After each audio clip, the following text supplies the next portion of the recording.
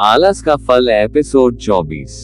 गौतम के प्रिय शिष्यों में एक ऐसा भी था जो बहुत आलसी था, परंतु वे उसे भी उतना ही स्नेह करते जितना अन्य शिष्यों को। एक दिन गौतम बुद्ध ने उस शिष्य को एक कथा सुनाते हुए कहा, बुद्ध, किसी गांव में एक ब्राह्मण रहा करता था। वह बड़ा भला आदमी था, लेकिन साथ ही काम को टाला करता था। वह यह मानकर चलता था कि जो कुछ होता है भाग्य से होता है। वह अपने हाथ पैर नहीं हिलाता था। वह बहुत आलसी था। एक दिन एक साधु उसके घर आया। ब्राह्मण और उसकी घरवाली ने उसका खूब आदर सत्कार किया।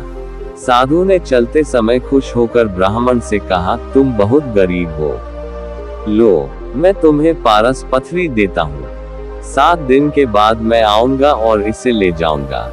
इस बीच तुम जितना सोना बनाना चाहो बना लेना। ब्राह्मण ने पथरी ले ली। साधु चला गया। उसके जाने के पश्चात ब्राह्मण ने घर में लोहा खोजा। उसे बहुत थोड़ा लोहा मिला।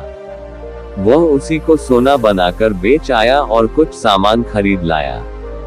अगले दिन स्त्री के बहुत जोर देने पर लोहा खरीदने बाजार में गया तो लोहा कुछ महंगा था। वह घर लौट आया। 2-3 दिन बाद फिर वह बाजार गया तो पता चला कि लोहा अब पहले से भी महंगा हो गया है। कोई बात नहीं, उसने सोचा 1-2 दिन में भाव जरूर नीचे आ जाएगा, तभी खरीदेंगे।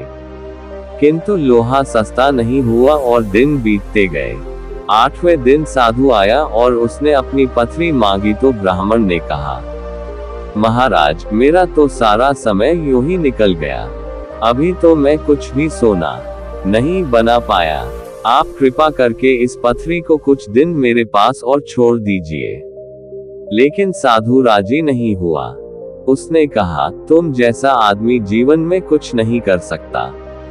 तुम्हारी जगह और कोई होता तो कुछ का कुछ कर डालता। जो आदमी समय का उपयोग नहीं जानता वह कभी सफल नहीं होता। ब्राह्मण पछताने लगा, पर अब क्या हो सकता था। साधु पथरी लेकर जा चुका था। उसे अपने आलस और भाग्य पर जरूरत से ज्यादा यकीन की कीमत चुकानी पड़ी। इसलिए कहा जाता है कि आलस आदमी का सबसे बड़ा दुश्मन होता है। शिष्य अब बुद्ध के कहने का तात्पर्य समझ चुका था। उसने कसम खाई कि वह आज के बाद आलस को त्याग देगा। इसके पश्चात उसने कभी आलस नहीं किया। आशा करता हूँ दोस्तों ये कहानी आपको पसंद आई होगी। तो ऐसे ही भगवान बुद्धा के कहानियों को सुनने और देखने के लिए हमारे इस चैनल को लाइक, शेयर और सब्सक्राइब करें तथा कमेंट में नमो बुद्धा जरूर लिखें। धन्यवाद।